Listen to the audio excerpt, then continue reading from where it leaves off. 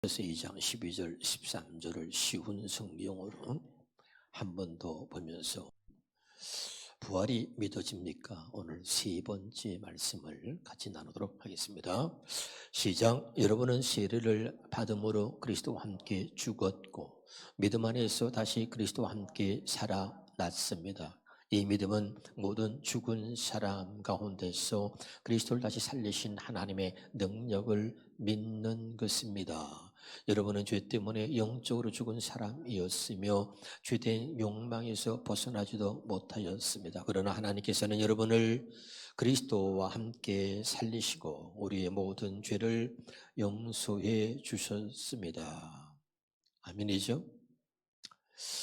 오늘 이 부활은 말이죠, 복음의 핵심이고, 이 부활은 주님이 오시는 그날까지 우리가 증거해야 될 이 부활은 복음 중에 복음인 것입니다. 그래서 이 복음은 뭡니까? 로마서 1장 1절에서 2절에 4절까지 보면 이 복음은, 그러면서 4절에 죽었다가 다시 살아나신 바로 그 하나님의 아들, 그 아들을 성결의 영으로서 죽었다 다시 살아나심으로 하나님 아들로 선포되신 우리 주 예수 그리스도다 그랬잖아요. 믿으면 아멘. 자, 그래서 오늘 또 다시 한번 정말 부활이 믿어집니까? 이게 믿어져야 되는데 다시 한번 봅니다. 고린도전서 15장 12절에 그리스도께서 죽은 자 가운데 다시 살아나셨다 전파되었거늘 너희 중에서 어떤 사람들은 어찌하여 죽은 자 가운데서 부활이 없다 하느냐. 쉬운 말씀을 한번 보겠습니다. 그리스도께서 죽은 자들 가운데서 다시 살아나셨다고 전했는데도 어찌하여 여러분 가운데 더러는 죽은 사람의 부활이 없다고 말하는 것입니까? 우리가 직접 대놓고 부활이 없다, 다 예수 믿고 하는데 부활이 없다 이렇게 말하진 않지만 중요한 건 뭐냐면 우리의 삶입니다. 우리가 은혜 받은 것하고 항상 문제가 되는 것은 우리의 삶인 거거든요. 알기는 하는데, 믿기는 믿는다고 하는데 우리의 삶을 보면 아는 게 아니고 믿는 게 아니다. 이게 문제인 거죠. 다시 말씀드립니다. 수없이 복음을 듣고 여러분 믿는다고 말하고 있지만, 그런데 하나님은 계속해서 우리를 주목하고 계시면서 때로는 인정하지 않는 거예요. 네가 믿는다, 안고 믿었다고 하지만 네 삶은 전혀 그렇지 않다. 진짜 우리가 알고 믿었다면 우리의 삶이 부활의 삶이 되어야 하는 것입니다. 우리가 진짜 알고 믿었다면 이제 그 부활의 주님이 내 안에서 나는 그리스도와 함께 죽었습니다. 이제는 그리스도께서 내 안에 살고 계십니다. 이것을 내 삶으로 보여줘야 되는 거죠. 우리가 그렇게 은혜를 받고 그렇게 하늘의 비밀을 알고 복음을 깨달았다고 하는데 너무나 웃기는 것은, 마귀가 조롱하고 또 조롱하고 할 정도로 너무나 웃기는 것은 아주 사소하고 아주 아무것도 아닌 아주 작은 일에 계속해서 넘어져가는 우리들의 모습을 보는 거예요. 그렇게 십자가에 못 박혔다. 육신이 십자가에 못 박혔다. 육신의 생각과 마음이 십자가에 못 박혔다. 율법에 대해서 나는 죽었습니다. 죄에 대해서 나는 죽었습니다. 세상에 대해서 나는 죽었습니다. 하는데 세상의 욕심 우리가 들어오면요, 이거 안 되거든. 우리 세상에 못 참죠. 세상의 욕심을 쫓아가면서 더 많은 것을 갖고자, 더 많은 것을 넣고자 예수를 잃어버리고 신앙을 잃어버리고 세상을 쫓아서 말이죠, 주일도 밥 먹듯이 빼먹고 말이죠, 예배도 전혀 하나님의 자녀가 아닌 사람처럼 살아가는 이런 모습을 보면 정말 저 사람이 믿는 것인가? 정말 저 사람이 깨닫고 있는 것인가? 저 사람이 말하는 색깔을 보면 저 사람이 정말 부활을 믿는 사람인가? 저 사람이 정말 십자가에 죽었나? 아직도 보면 말하는 게 그렇지 않다 이 말이죠. 아직도 생각하는 게 보면 악하다 그 말이에요. 아직도 마음에 품은 것이 보면 하나님 앞에 정말 부끄러운 것들을 얼마나 많은지 몰라요. 정말 십자가에 죽었나? 부활했나?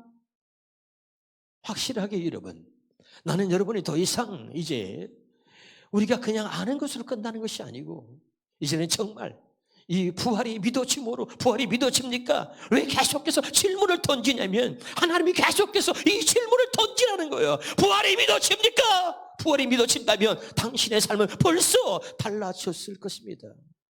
부활이 믿어집니까? 믿는다고 하는데 하나님은 계속해서 질문을 던지라고 하는 거예요. 부활이 믿어집니까? 나는 십자가에서 완전히 죽었고 그리스도와 함께 정말 부활되어진 것입니까? 이 부활이 믿어집니까? 사랑하는 여러분, 이 부활이 정말 믿어지기를 주의 이름으로 축원합니다. 그래서 오늘은 부활과 구원에 대해서 말씀을 좀 드리려고 합니다. 다시 한번 우리 주목을 한번 지어볼까요? 자, 그리고 예수님의 부활은 나의 부활입니다. 시작. 예수님의 부활은 나의, 세 번 마시죠.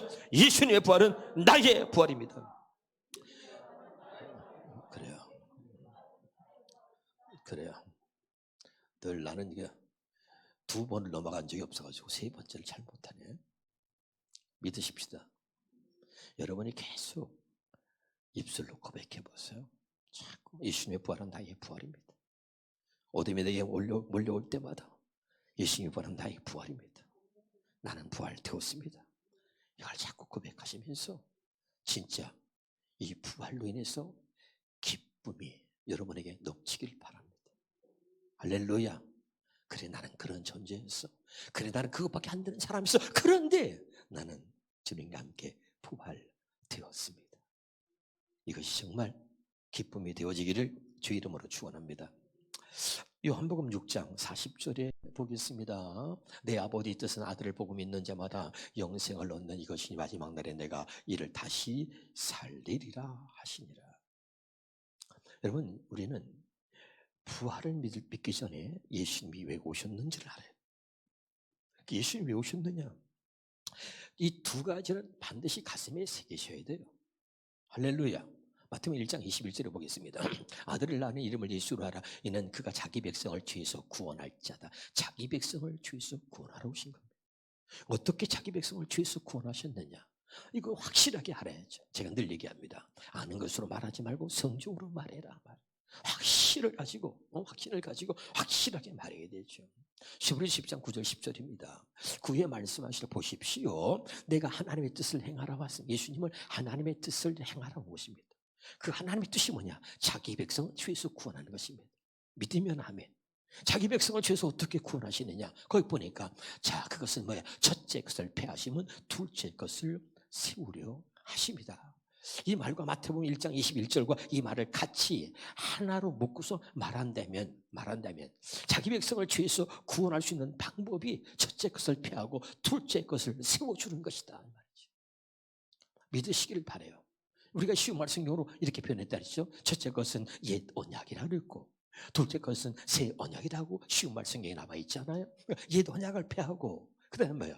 새 언약을 세워준다. 또 다른 말로 율법을 패하고 그리고 복음으로 우리를 살게 하시려고 예수님이 오신 것은 바로 그 오신 뜻이 뭐냐? 첫째 것을 패하고 둘째 걸 세우는 거다. 율법을 패하고 복음으로 우리를 살게 하시려고 예수님이 오셨다 이 말이죠. 믿으면 아멘. 그리고 그 뜻을 이루어 주시기 위해서 10절입니다.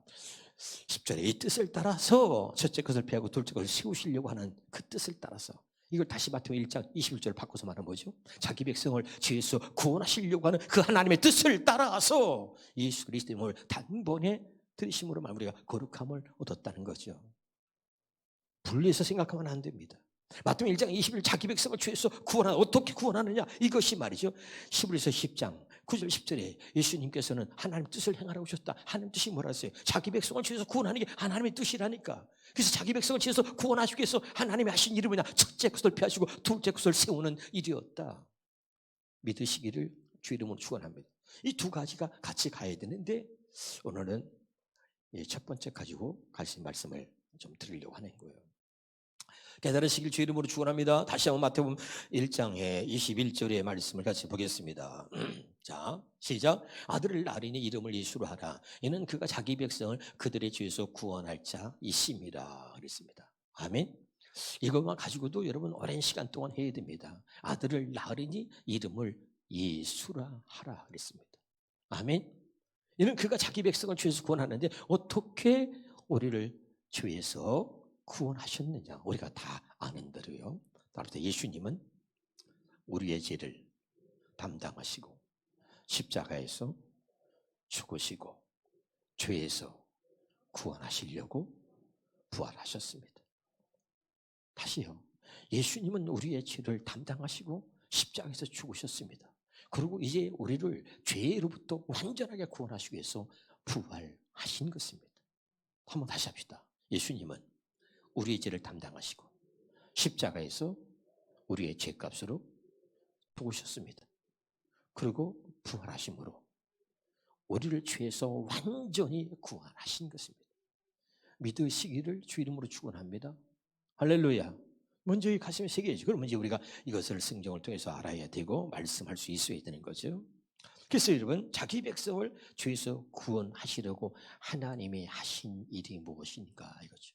답시다. 하나님이 자기 백성을 구원하시려고 하시는 일이 무엇이었나? 하나님이 자기 백성을 구원하시려고 하나님이 하신 일이 뭐냐면 자기 백성의 죄를 깨닫게 해주는 거였습니다. 다시 할게요. 자, 아들을 낳은 이름을 예수로 하라. 그 이름의 뜻이 뭐냐? 자기 백성을 죄에서 구원할 자다. 그럼 그 자기 백성을 죄에서 구원하기 위해서 하나님이 하시는 일이 뭐냐? 반드시 하나님이 자기 백성에게는 죄를 깨닫게 해줍니다. 반대로 자기 백성이 아닌 자들은요, 수없이 죄를 짓습니다. 그런데 그 죄를 깨닫지 못합니다. 아멘입니까? 죄를 깨닫지 못해서 버림받는 거예요. 근데 자기 백성에게는 하나님이 반드시 하나님이 하시는 일이 뭐냐? 계속해서 죄를 깨닫게 합니다. 무엇으로? 하나님의 말씀으로. 무엇으로? 하나님의 말씀으로 자기 백성에게는 반드시 죄를 깨닫게 하는. 오늘 여러분이 자기 백성인 줄 믿어요. 그러면 여러분 말씀을 통해서 뭘 해야 되는 거예요? 죄를 깨닫는 거예요. 아직도 내 생각대로 내가 내 자신의 주인 돼서 살고 있는 사람 구원받지 못한 거죠. 교회를 20년 30년 다녔어. 직분 받았어. 당신 구원받지 못했어요. 당신이 어떻게 구원받았습니까?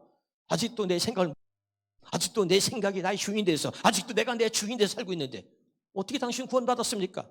아니에요. 예수가 나의 주가 되어야 되는 거죠. 그래서 성경 말합니다. 너희가 십자가에 못 박은 예수 그리스도를 하나님께서는 우리의 주와 그리스도가 되게 하셨다. 아멘. 여러분 확실하게 내가 깨달아야 돼요. 죄가 뭐예요? 내가 스스로 사는 게 죄입니다. 죄가 뭡니까? 육신의 생각과 마음으로 사는 게 죄입니다. 죄가 뭡니까? 하나님 뜻대로 살지 않는 게 죄입니다. 죄가 뭡니까? 성령으로 인하여 살지 않는 게 죄인 거죠. 확실히 깨달아야 돼요. 내가 뭐 도둑질했다 이런 게 아니라 진짜 죄는 하나님이 없다 생각하고 나 스스로 사는 게 죄입니다. 죄가 뭐예요? 육신의 생각과 마음으로 사는 게 죄예요. 죄가 뭐예요? 하나님의 뜻대로 살지 않는 게 죄고, 죄가 뭡니까? 성령을 따라서 살지 않는 게 죄인 거예요. 믿으시기를 주 이름으로 축원합니다. 그럼 뭐예요? 오늘도 나는 죄인으로 살아가고 있는 것이고, 나는 여전히 죄 가운데 있는 거죠. 깨닫는 거예요. 말씀을 통해서 깨닫는 거예요. 나는 죄인이다. 죄인은 뭐예요? 입이 10개라도 할 말이 없죠. 믿으면 아멘. 너는 그렇게 뭐가 그렇게 할 말이 많으냐? 죄인이. 예? 저가 죄인인데, 저가 악한 죄인인데, 그런데 우리는 얼마나 웃기냐면 자기는 의인이라고 착각하고, 그리고 다른 사람들의 죄를 다른 사람들에 대해서 판단하고 정죄하고 이러는 거죠. 여러분, 가장 악한 죄인이 누군지 아세요? 자기의 죄를 못 보고 남의 죄를 가지고 판단하고 정죄하고 비판하는 거 아주 가장 악한 죄인인 거예요. 깨달으시기를 바랍니다. 깨달아야 돼요. 근데 자기가 깨닫지 못해요. 지옥 갈 사람이니까요. 하나님의 벌을 받을 사람이니까 깨닫지 못합니다. 죽어서 지옥 가는 끝나는 게 아니고요. 때려요. 여러분, 우리가 알아야 돼요. 이 땅에서도 여러분, 내가 육신을 갖고 있는 이 땅에서도 심판을 받는 거예요. 여러분, 깨달으시기를 주 이름으로 축원합니다. 어느 날 하나님이 마음 먹으면요, 물질도 다 뺏어가 버릴 수 있죠. 하나님이 어느 날 마음 먹으면 우리 생명도 걷어가시죠. 믿읍시다. 그래서 뭐라 그러죠? 우리가 내일이 있다고 말이죠? 아니에요. 하나님이 오늘 밤에도 네 영혼을 취하지 못할 줄 아느냐? 하나님이 오늘 밤에도 네 영혼을 취한다면 네가 가지고 있는 모든 것들이, 네가 자랑하는 모든 것들이 너에게 무슨 유익이 있느냐? 말해도 못 알아들어요. 못 깨닫습니다. 왜 그러죠? 자기 백성이 아니기 때문에. 근데 신기하게 하나님이 자기 백성을 죄에서 구원하기 위해서 예수님을 보내셨기 때문에 반드시 자기 백성은요, 신기하게도요, 죄를 깨닫습니다. 다시 말할게요. 죄를 안 짓는다는 얘기가 아니에요. 죄를 안 짓는다는 얘기가 아니에요. 죄를 다 짓습니다. 근데 중요한 건 죄를 하나님이 깨닫게 하시는 거예요. 그래서 죄를 깨닫는 것과 깨닫지 못하는 것은 다른 겁니다. 택한 백성, 자기 백성은 반드시 죄를 깨닫게 합니다. 뭘 통해서요? 말씀을 통해서. 로마 3장 20절입니다. 로마 3장 20절에 그러므로 율법의 행위로 그의 앞에 어렵다 하심을 얻을 육체가 없나니 율법으로는 죄를 깨닫게 한다는 말이죠. 할렐루야. 죄를 깨닫게 한다. 말씀 들을 때마다 그 말씀의 고울로 내가 보여지기를 주 이름으로 축원합니다. 갈라디아서 2장 19절입니다.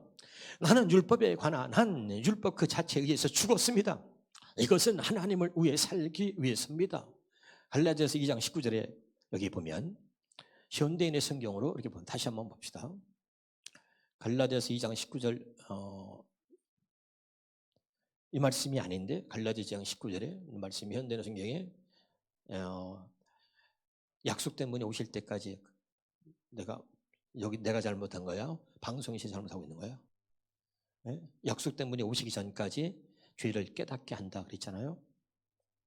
그게 몇 절이었죠? 그래 넘어가. 갈라디아서 2장 19절로 알고 있는데 뭐가 조금 차가 있는 것 같아요. 어쨌든 한번 따라보세요. 약속된 분이 오실 때까지. 율법은 뭐냐? 약속된 분 예수 그리스도가 오실 때까지 우리로 하여금 죄를 깨닫게 하는 것이다. 믿으시기를 주 이름으로 축원합니다. 할렐루야. 확실히 여러분 알고 있죠? 알고 있는 말씀이기 때문에 제가 말씀을 드렸습니다. 그러니까 하나님이 다시 말씀드립니다. 자기 백성을 죄에서 구원하시기 위해서 하나님이 하시는 일은 반드시 자기 백성들의 죄를 깨닫게 하는 것이다. 근데 이걸 못 깨닫는 거예요. 율법을 지키고 나는 스스로 의롭다함을 여기고 막 그러죠. 마태복음 21장 31절부터 보겠습니다. 마태복음 21장 31절부터 시작. 그들 중에 누가 아버지 뜻대로 하였느냐 이르되 둘째 아들입니다. 이게 성경마다 조금씩 다르기 때문에 여러분이 그런 데는 문제 삼지 않기를 바라요. 어떤 것은 첫째 아들이라고 어떤 건 둘째 아들이라고 그랬는데 나중에 그런 거기에 의미가 조금씩 차이가 있기 때문에 예수께서 그들에게 이르시되 내가 진실로 너에게 이르노니 세리들과 창녀들이 너희보다 먼저 하나님 나라에 들어간다. 네? 이게 잘못은 차라리 세리보다 창녀들. 네가 욕하는 세리, 저거는 아주 죄 짓고 사는 사람들이야. 저건 아주 더러운 죄인이야. 네가 욕하는 그 더러운 죄인이라고 생각하는 그 사람보다 그 사람들이 너보다 천국에 더 먼저 들어간다. 아까 얘기했어요. 나는 죄인인데 내 죄를 못 보고 똑같은 죄인이야. 다시 내가 물어볼게요. 나는 죄인입니까? 의인입니까? 모든 사람이 죄를 범했으면 하나님 영광에 이르지 못했다. 의인은 없나니 하나도 없다 그랬잖아요. 아멘? 아멘 합시다. 그러면 죄인이 아닌 사람은 아무도 없죠. 할렐루야. 내가 생각할 때 저 사람이 직업을 잘못 가졌거나 해서 저렇게 나보다 더 안 좋은 삶을 살았다고 생각하고 나보다 더 더러운 죄를 찾고 산다고 생각하지만 하나님은 아니에요. 하나님은 그가 지은 죄나 네가 지은 죄나 우린 다 하나님의 똑같은 죄인인 거예요. 믿으면 아멘. 그런데 죄를 조금밖에 안 졌다는 것이 너는 나보다 죄를 더 많이 짓고 살았다고 손가락질을 하고 막 욕을 하는 거죠. 주님 그거 확실하게 알아야 돼요. 그래서 주님은 뭐냐면 네가 생각하는 그들이 너보다 먼저 하나님 나라에 들어간다. 그 다음에 봅시다. 그 다음에 요한의 의의 도로 너에게 왔거늘 너희는 그를 믿지 아니하였을 때 세리와 창녀는 믿었으니 너희는 이것을 보고 끝내 뉘우쳐 믿지 아니하였도다 그랬죠. 좀 어려우니까 여기 갖다 우리가 현대어 성경을 한번 보겠습니다. 두 아들 중에 그의 아버지에게 소중한 아들은 어느 쪽이냐고 예수께서 물으셨다. 물론 큰 아들입니다. 아까 둘째 아들 큰 아들 요것 때문에 내가 말씀드린 거예요.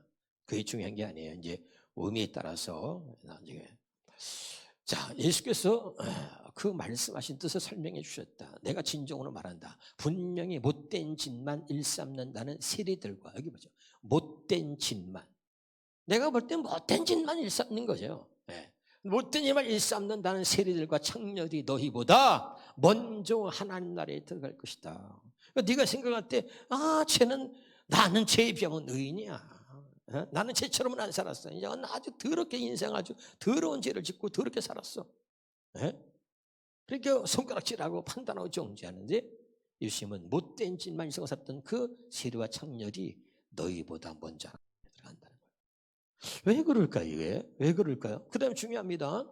세례 요한이 너에게 회개하고 하나님께로 돌아오라고 하였을 때 다 죄인이잖아. 그런데 세리들과 창녀들은 그 말을 들었다 이거야. 왜? 그들은 누가 가르쳐주지 않아도 자기들 스스로가 죄를 짓고 살았기 때문에 죄인 줄 알아. 그 들었어.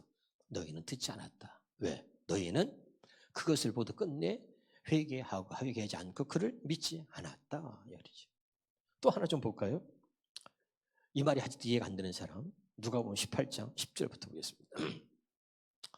두 사람이 기도하러 성전에 올라가냐 하나는 바리새인이요 하나는 세리다. 이 바리새인은 자기 죄인인데 죄인인 줄 모르는 죄인이야. 그러면서 스스로 죄인인 줄 모르고 의인이라고 생각합니다. 그래서 누구를 세리를 판단하는 거죠. 그래서 우리 구절을 한번 봐요. 그 구절 안 읽었는데 구절 한번 봐주세요. 구절. 스스로 의인이라고 생각하는 사람들이 남을 정죄하는 거예요. 9절에 누가복음 거기 9절 18장 9절입니다. 시작. 또 자기를 의롭다고 믿고 다른 사람을 멸시하는 자에게 이 비유로 말씀하셨다. 그래서 자기를 의롭다고 믿는 사람, 비유로 말하는데 자기를 의롭다고 믿는 사람이 누구냐? 10절인데 그 사람이 두 사람인데 하나는 바리새인이요 하나는 세리인데 바로 그 세리가 이 바리새인이 자기를 스스로 의롭다고 믿고 있다 이 말이죠. 그럼 스스로 의롭다고 믿고 있는 근거가 뭐냐? 11절에 바리새인은 서서 따로 기도와 이르되 하나님이여 나는 다른 사람들 곧 토색 불이 간음하는 자들과 같이 아니하고 같으나 같지 않으나 다 죄인이죠. 근데 같지 아니하고 세리와도 같지 아니함을 감사하나이다. 이래서 자기는 의인이라고 생각하는 거예요. 또 그 다음에 봅니다. 나는 일에 2번씩 금식하고 또 소득의 11조를 드리나이다. 나는 어느 정도 율법을 지키고 하나님 말씀을 지키고 산다. 이래서 스스로 어려운 사람이라고 생각하는 거죠. 그러나 여러분 율법이라는 것은 뭐랬어요? 하나님 말씀을 내가 지켜서 의로워질 수 있다 그랬어요? 아니에요. 하나님의 말씀은 우리로 하여금 죄를 깨닫게 하는 것이 그 말씀을 지킨다서 의로워지는 것이 아니다. 수없이 얘기했습니다. 자, 그 다음에 보겠습니다. 세리는 멀리 서서 감히 눈을 들어 하늘을 쳐다보지도 못하고 다만 가슴을 치며 이르되 하나님이여. 세리는 자기가 도둑질하고 이렇게 세금도 띄어먹고 하여간 착복하고 다 자기가 스스로 죄인인 걸 알아. 자기가 죄를 짓고 있기 때문에 죄인인 줄 알고 있어. 그래서 자기는 얘기하는 거야. 난 눈을 들어서 감히 하늘을 쳐다보지도 못할 만큼 나는 죄인입니다. 가슴을 치면서 불쌍히 여기서서 나는 죄인이로소이다. 그랬더니 14절에 내가 너에게 이르노니 같이 읽어봐요. 시작. 내가 너에게 이르노니 이에 저 바리새인이 아니고 의롭다 여긴 그 바리새인이 아니고 죄인이라고 고백하고 있는 바로 이 사람 그 세리가 의롭다 하심을 받았다는 거죠. 깨달을 수 있기를 주 이름으로 축원합니다. 누가복음 5장 8절 볼까요?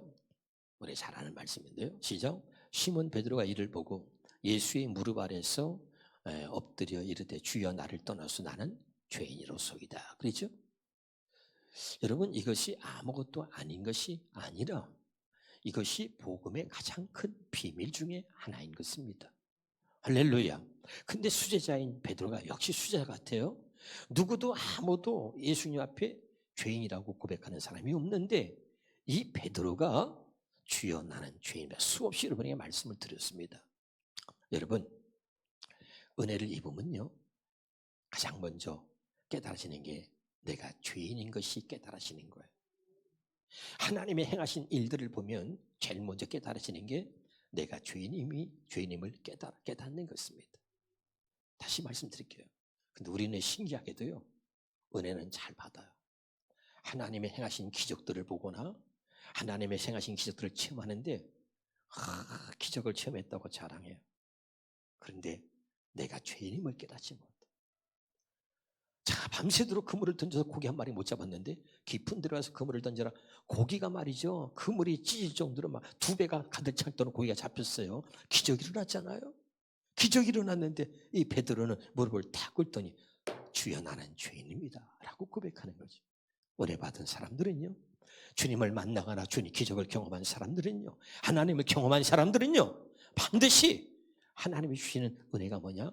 나는 죄인입니다 라고 하는 고백이 있는 거예요. 아멘입니까? 그 하나님, 그 위대하신 하나님, 그 전능하신 하나님 만났기 때문에, 그분을 체험했기 때문에 그분을 경험할 때, 은혜를 받았을 때 가장 먼저 자기의 초라함과 자기의 부끄러움과 자기가 죄인인 것을 깨닫게 되는 거예요. 여러분에게도 이런 깨닫는 은혜가 있기를 주의 이름으로 축원합니다. 갈라디아서 3장 24절에 보겠습니다. 한번 갈라디아 3장 24절입니다. 자, 시작. 이같이 율법이 우리를 그리스도 인도하는 초등교사가 되어 하나님이 하시는 일은, 자, 우리를 죄에서 자기 백성을 구원하기 위해서 하나님이 하시는 일은 죄를 깨닫게 하고, 두 번째는 죄를 깨닫게 해서 깨달은 사람들은 다 예수께로 인도하는 것입니다. 이게 하나님이 두 번째 하시는 일입니다. 아멘. 그래서 그 율법으로 죄를 깨닫게 하고 깨달은 사람들은 다 예수께로 인도하는 거예요. 왜 예수께로 인도합니까? 마태복음 1장 20절 또 보겠습니다.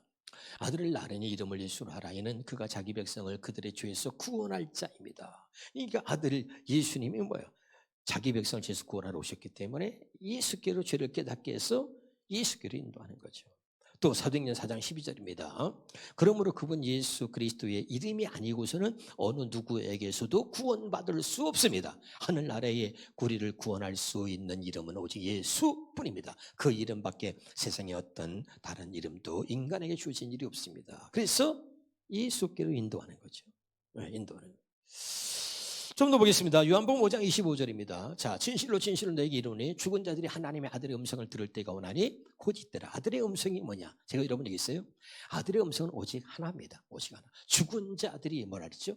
하나님과 영적으로 하나님과 관계가 단절된 자들이다. 이걸 한마디로 말하면 죄로 인하여 하나님과의 영적 관계가 단절된 자들이 죽은 자들이에요.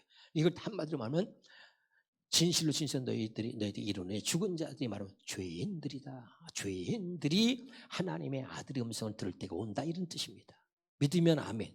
그 하나님의 아들이 왜 왔느냐? 마가복음 2장 17절에 자, 시작. 예수께서 들으시고 그들에게 이르시되 건강한 자에는 의사가 쓸데없고 병든 자에게 쓸데있노라. 나는 의인을 부르는 것이 아니라 죄인을 부르러 왔노라. 믿으면 아멘. 그러니까 반드시 이 하나님의 아들의 음성을 들을 때가 온다 이거예요. 누가? 죄인임을 깨달은 사람. 이 음성이 들려야 되는 거예요. 그래 여러분이 구원에 이르게 되는 겁니다.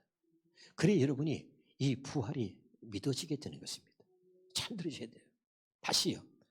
하나님은 자기 백성을 죄에서 구원하시려고 아들 예수 그리스도를 보내셨습니다. 그리고 그 자기 백성을 구원하시고 죄를 깨닫게 해가지고 예수께로 인도합니다. 예수께서 인도하셔가지고 그 자기 백성을 죄에서 구원하고 오신 바로 아들의 음성을 듣게 하시는 겁니다. 그래서 진실로 진실로 내가 너에게 이르노니, 죽은 자들이, 죄인들이, 하나님과 영적 관계가 단절된 자들이, 죄인들이 하나님의 아들의 음성을 들을 때가 오는데 이때라 말이죠. 이때가 언제예요? 죄인임을 깨달았을 때. 죄인임을 깨달았을 때, 그럴 때 그 음성이 들려오는 거죠. 나는 의인이 아니라 죄인을 부르러 왔노라. 깨달으시기를 주의 이름으로 축원합니다. 그래서 이사야서 53장 6절에 우리가 다 양 같아서 그를 행하여 각기 제 길로 갔거늘 여호와께서는 우리 모두의 죄악을 그에게 담당시키셨도다. 자, 여기 뭐요? 이 복음의 비밀, 놀라운 비밀이 뭡니까? 자, 하나님이 자기 백성을 죄에서 구원하기 위해서 자기 백성이 하시는 일들이 죄를 깨닫게 하는 것입니다. 그 죄를 깨닫게 해서 예수께로 인도하는 것입니다. 자, 여기 봐요. 참 신기한 게 여기 있습니다. 죄를 깨닫는 순간부터요, 주의 음성이 들리기 시작하는 거예요. 아멘. 이 하나님의 말씀이 다 들려주고요, 하나님의 말씀이 다 깨달아집니다. 신기한 건 내가 죄인이라고 하는 사실을 다 철저하게 깨닫는 순간부터, 그때부터 주님이 보인다니까. 주님이 안 보였어요. 근데 베드로가 안 보였는데 그때 주님이 보이는 거예요. 주여, 주님이 보여. 아, 주여, 나는 죄인이요, 나를 떠나소서. 이해가 돼요? 다시 할게요. 죄인임을 깨닫는 순간부터 주의 음성이 들리는 거예요. 죄인임을 깨닫는 순간부터 말씀이 쏙쏙 들어오고 말씀이 깨달아지는 겁니다. 할렐루야. 그래서 언제 믿어져요?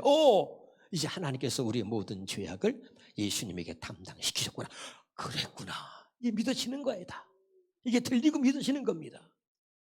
깨달으시길 바라요. 요한복음 1장 29절에 이튿날 요한이 예수께서 자기에게 나오시는 보고 이르되 보라 세상죄를 지고 가는 하나님의 어린 양이다.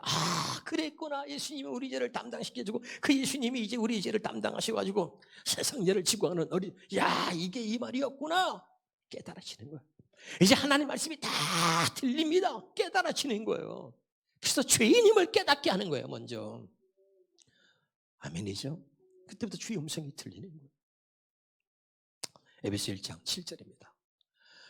우리는 그리스도 안에서 그의 은혜의 풍성함을 따라 그의 피로 말미암아 속량 곧 죄 사함을 받았다. 그래서 어떻게 예수님이 우리를 자기 백성 죄에서 구원하시느냐? 그 우리의 모든 자기 백성의 죄를 다 담당하시고 짊어지시고 십자가에서 죽으셨다. 피 흘려 죽으셨어요. 그래서 바로 십자가에서 피 흘려 죽으신 바로 그 예수 그리스도의 피가 말이죠. 우리의 죄를 대신해 죽으신 바로 예수 그리스도의 피가 속량 곧 죄 사함, 우리에게 죄 사함을 갖다 주었다는 거지. 얘기하는 거지. 현대인의 성경을 한번 봅시다. 우리는 하나님의 풍성하신 은혜를 따라서 그리스도 안에서 그분의 피로 죄 사함을 받고 구원을 얻었습니다. 믿으십니까? 확실하게. 좀 더 우리가 히브리서 9장 12절입니다. 염소와 송아지의 피로 아니하고 오직 자기의 피로 영원한 속죄를 이루사 단번에 성소에 들어가셨다. 세 번역으로 볼게요. 세 번역. 단 한 번에 지성소에 들어가셨습니다. 그런 염소나 송아지의 피로서가 아니라 자기의 피로서. 자, 그다음에 여기 뭐라 그랬죠? 우리에게 영원한 구원을 이루셨습니다. 영원한 속죄나 영원한 구원이나 같은 말이죠. 자, 이 복음이 왜 중요하냐? 이 복음이 믿어지는 거예요. 이 복음이 믿어지는 자에게 부활의 기쁨이 있는 것입니다. 이 복음이 믿어지지 않으면 부활이 뭔데? 저 다 사는 게 뭔데? 부활의 기쁨이 있을 수 없어요. 이게 믿어지는 거죠. 할렐루야. 내가 물어보겠습니다. 여러분 죽음에 대한 두려움이 있습니까? 지은 죄에 대한 두려움이 있습니까? 여러분은 아직도 그 죄를 용서받지 못한 사람입니다. 여러분이 지은 죄에 대해서 아직도 큰 두려움을 갖고 있습니까? 여러분은 그 죄로부터 구원받지 못한 것입니다. 예수님이 나의 죄를 담당하셨다고 말했는데 우리는 그걸 믿지 못하고 사람을 의식합니다. 저 사람이 나의 죄를 알면 어떻게 할까? 세상이 나의 죄를 알면 어떻게 할까? 사람들이 나의 죄를 들춰내면 어떻게 할까? 죄에 대한 두려움이 있습니다. 당신은 아직도 구원받지 못했습니다. 여러분, 성경이 말하기를 우리는 두려워할 게 사람이 아니라 하나님을 두려워해야 하는 것입니다. 아멘이죠?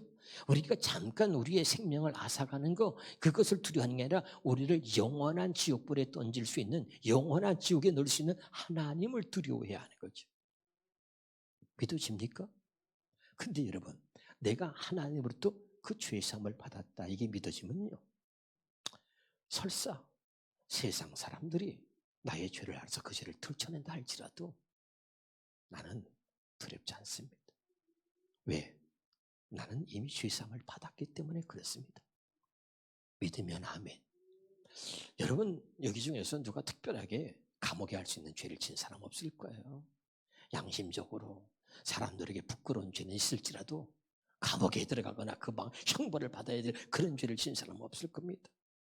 여러분 우리는 이미 예수 그리스도의 피로 영원한 구원을 받았습니다. 우리는 예수 그리스도 피로 영원한 속죄를 받은 것입니다. 그런데 우리는 하나님을 두려워하고 하나님을 믿지 못하고 이걸 믿지 못하기 때문에 늘 그 죄에 대한 불안함을 가지고 사람을 무서워하고 사람을 두려워하고 이 죄가 이 잘못돼서 이 죄 때문에 뭐가 드러나면 어떨까 하고 그걸 무서워하고 있는 거죠. 당신은 죄에서 구원받지 못한 것입니다. 오늘 확실하게 사람이나 여러분의 모습이나 현실이 아니고 중요한 건 하나님의 말씀이 믿어지길 바라고, 이 하나님의 말씀이 팩트다, 이게 사실이야, 이걸 믿으면 되는 거예요.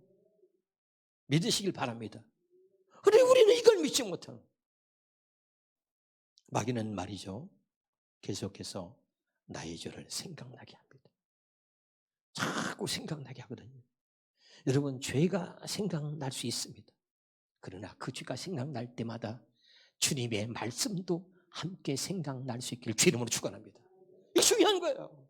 그래서 내가 여러분에게 얘기했어요. 율법은 우리의 죄를 보여주고 복음은 그 죄를 담당하신 예수 그리스도를 보여준다 그랬죠? 믿으면 아멘. 근데 하나님의 말씀은 떠오르지 않고 주님은 떠오르지 않고 죄만 보여. 죄만 자꾸 생각나게 하는 거예요. 죄만 생각나게. 죽는 거예요. 죄가 생각난다면 그 죄를 담당하신 예수 그리스도도 생각할 수 있길 주 이름으로 축원합니다. 자, 이게 중요한 거예요. 이게 안 믿어지고 믿어진다는 게 굉장히 중요한 거예요. 이게 은혜인 거예요. 은혜. 믿는다는 것도 또 자살해요. 죄가 드러나면 말이에요. 어떻게 뭐 창피하고 견딜 수가 없고 또 도망가 버리고 안 믿는 거예요. 못 믿는 거예요. 여러분, 확실하게 여러분에게 이런 믿어지는 은혜가 있기를 주 이름으로 축원합니다. 그래서 로마서 10장 10절입니다. 사람이 마음으로 믿어 이에 이르고 입으로 시인하여 구원에 이르느니라. 그러면 뭘 마음으로 믿고 뭘 입으로 시인하느냐 이거죠. 9절입니다. 내가 만일 내 입으로 예수를 주로 시인하며 하나님께서 그를 죽은 자 가운데서 살리신 것을, 뭘요? 다시 그분이 나의 죄를 위해서 죽으셨는데 다시 그분이 살아나셨단 말이죠. 완전히 죄값을 치르고 그리고 죄와 상관없이 완전히 다시 살아나신 것을 믿으면 구원받는다. 그러니까 부활이 뭐냐? 완전히 죄값으로 예수님이 죽으시고 지옥까지 내려가서 완전히 죄값을 치르고 죄와 상관없이 완전히 부활하셨다는 것을 네 마음에 믿으면 구원에 이른다. 부활은 우리에게 완전한 구원을 선물하신 겁니다. 아멘이죠? 주님의 부활이 나의 부활이다. 주님의 이 부활은 우리에게 완전한 속죄를 선물로 주셨고 완전한 구원을 선물로 주신 것이 이 부활입니다. 할렐루야. 그래서 그걸 믿으면 구원을 받으리라. 뭘 믿어요? 뭘 믿어? 예수님이 죽은 자 가운데서 다시 살리셨단 말이에요. 왜 죽었어요? 우리의 죄를 담당하시고 십자가에 죽으셨어. 죄값을 완전하게 단 1%도 부족함이 없이 완전하게 우리의 죄값을 치르시고 죄와 상관없이 완전하게 부활하셨을 믿으면 구원에 이른다. 그래서 이 부활은 우리에게 완전한 구원을 가져다주는 선물이란 말이죠. 아멘이죠? 굉장히 중요한 거죠. 에베소서 이 사실을 여러분 믿어요? 믿어요? 그러면 이제 중요한 거예요. 이게 여러분 참 믿어요. 이거 지금부터 중요해요. 근데 여러분, 나는 말씀을 갖고 여러분에게 전할 뿐이지 진짜 여러분이 이것이 믿어지고 하는 것은 이 성령께서 하시는 거예요. 아멘이죠? 참 중요해요. 그래서 여러분, 제가 뭐 주님의 음성 맨날 보고 듣는다 해도 여러분 안 믿어지잖아요. 잘. 에베소 1장 13절입니다. 자, 너무 중요한 거기 때문에 그 안에서 너희도 진리의 말씀 곧 너희의 구원의 복음을 듣고, 이게 지금까지 말하는 거예요. 이제 알았어요? 지금까지 말한 거 알아듣죠? 자기 백성을 죄에서 구원하러 오신 예수님이, 그리고 우리 하나님이 하시는 일이 뭐냐? 자기 백성의 죄를 깨닫고 지금 설명했잖아요. 지금 그것이 구원의 복음이야. 자, 그래서 다시 너희의 진리의 말씀 곧 너희의 구원의 복음을 듣고, 지금까지 하나님의 말씀을 너희가 듣고 그 안에서 또한 믿어 약속의 성령의 인심을 받았다. 공동문 여러분입니다. 공동문 여러분도 그리스도를 통하여 여러분에게 구원을 가져다주는 복음 곧 진리의 말씀, 지금까지 말한 거예요. 그 진리의 말씀을 듣고 믿어서 하나님의 백성이 되었습니다. 이것을 확인하는 표로 하나님께서 여러분에게 약속하셨던 성령을 주셨습니다. 현대인의 성경을 보겠습니다. 그리고 여러분도 진리의 말씀인 구원의 기쁜 소식을 듣고 그리스도를 믿게 되었다. 정말 하나님의 아들 예수 그리스도를 보내셔가지고 우리의 모든 죄를 그 아들에게 담당시켜서 예수님을 십자가에 못 박아 죽이셨구나. 그리고 바로 그 예수님이 그 흘리신 피가 우리에게 영원한 속죄, 영원한 구원을 주셨구나. 그리고 우리의 죄값을 죽으시고 완전하게 죄값을 치르시고 그 다음에 다시 죄와 상관없이 완전한 몸으로 부활하셨다. 이 얘기를 하고 있는 거예요. 이 구원의 복음을 듣고 그리스도를 믿게 되었으며 하나님께서는 이를 확인하는 표로 약속하신 성령을 우리에게 주셨습니다. 묻겠습니다. 이 구원을 가져다주는 진리의 말씀, 이 복음을 여러분 믿습니까? 믿습니까? 믿습니까? 그럼 여러분 보세요. 성령이 내 안에 들어오시는 거예요. 내가 이것을 정말 마음으로 고백하는 순간에 성령을 하나님께 주신 우리에게 주신 거예요. 그래서 이걸 갖다 다른 말로 뭐라고 얘기하느냐, 이걸 고백한 자들이 고린도서 1장 22절입니다. 시작. 그가 또한 우리에게 인치시고 보증으로 우리의 마음에 성령을 주셨다. 성령을 주셨다. 아멘이죠. 그 성령을 주신 이유가 뭐냐, 이 성령을 주셔가지고 고린도전서 2장 12장 3절에 보니까 그러므로 내가 너에게 알리노니 하나님의 영으로 말하는 자 누구든지 예수를 저주를 하지 아니하시고 그 성령으로 아니하고는 예수를 주시라 할 수 없다. 아멘이죠. 그러니까 성령으로 아니하고는 예수를 주시라 할 수 없다. 이 말은 뭐죠? 왜요? 우리가 이제 마음으로 이걸 믿었어. 구원의 복음, 진리의 말씀, 구원의 복음을 듣고 믿었더니 성령을 주신 거죠. 성령을 주셔서 이제 우리가 다시는 이것을 부인하지 못하게 하셨다. 이 말이에요. 다시 할게요. 하나님께서 이것을 믿을 때 그걸 확인하는 표로 성령을 주셔서 다시는 우리 입에서 예수를 부인하는 일이 없도록, 그래서 성령이 아니고는 예수를 시인할 수가 없어. 그래서 다시 거꾸로 말한다면 성령을 주셔서 어떤 일이 있어도 야 누가 나를 죽인다 그러네, 또 어떤 위험이 있어, 뭐 어디 요즘 같은 말이죠, 뭐 코로나 좀 뭐 예수 믿는 사람 핍박하고 막 문제가 있을 때 난 교회 안 다녀, 이렇게 사람 때문에 눈치 보고 환경 때문에 눈치 보면서 고난 받을까봐 때로는 어떤 무서움이, 어떤 두려움이 있어가지고 예수를 부인한 일이 없도록 하신다. 이해가 돼요? 성령을, 약속하신 성령을 주셔가지고 이제 우리가 그 믿었던 그 믿음을 확고하게 해주신다 이 말이죠. 할렐루야. 이제 알아듣고 있어요? 어떤 일이 있어도 흔들림이 없도록 그렇게 해주신다는 겁니다. 그래서 이 결론 맺고 마치겠습니다. 한번 따라서 부활은 우리를 죄와 상관없는 몸으로 만들어 주시는 겁니다. 아멘. 부활이 왜 중요하다고요? 부활은 우리를, 죄인된 우리를 죄와 상관없는 몸으로 만들어 주시는 거예요. 부활은, 예수님의 부활은 나의 부활이고 그 부활은 죄인된 나를, 부활은 죄인된 죄 없는 몸으로 만들어 주신, 죄와 완전히 상관없는 몸으로 만들어 주시는 겁니다. 로마서 6장 5절부터 8절까지 보겠습니다. 그리스도의 죽음심으로 우리도 함께 죽었다면 그분의 부활하심과 함께 우리도 틀림없이 부활하게 될 것입니다. 아멘이죠? 어떻게? 죄 없는 몸으로, 죄와 상관없는 몸으로 부활하게 될 것입니다. 6절입니다.